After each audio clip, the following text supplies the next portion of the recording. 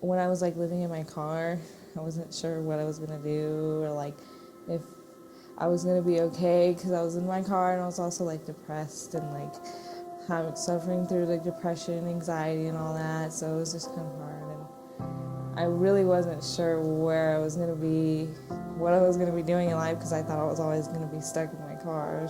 But I was working and I was in school, so I usually only spent like the night in my car.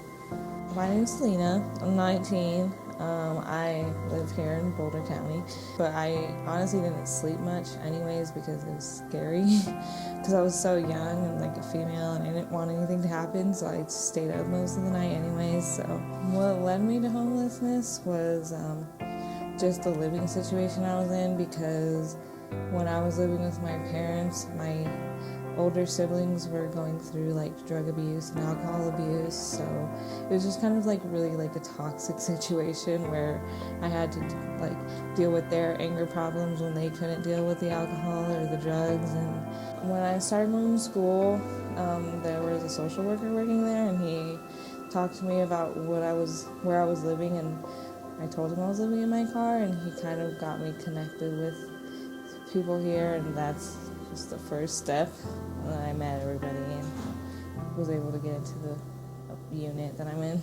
There's some people you tell that you're homeless and they're like, oh, like they have this like view on homeless people that like isn't the best, and that's one thing that kind of was difficult, because people would just tell me like, okay, well, why don't you get a job? Why don't you get a place? Why don't you?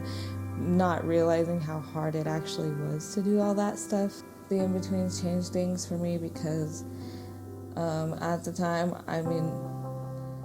it helped me because I was able to get back in school and get that done, because that was really like a big thing that kind of held me back, because I couldn't find a good job that paid enough to take care of me. It's just crazy how everything's changed ever since I moved in here. Like, oh my gosh, it's wild. Honestly, I used to be just one to keep to myself. I didn't like asking for help, so I would just tell, because I know so many people who are afraid to ask for help. But I would just say, just do it, because once you do, like, you'll have so much help and so much support. Like I'm saying, they helped me get like a roof over my head, and I honestly don't know where I would be right now if I didn't ask for their help.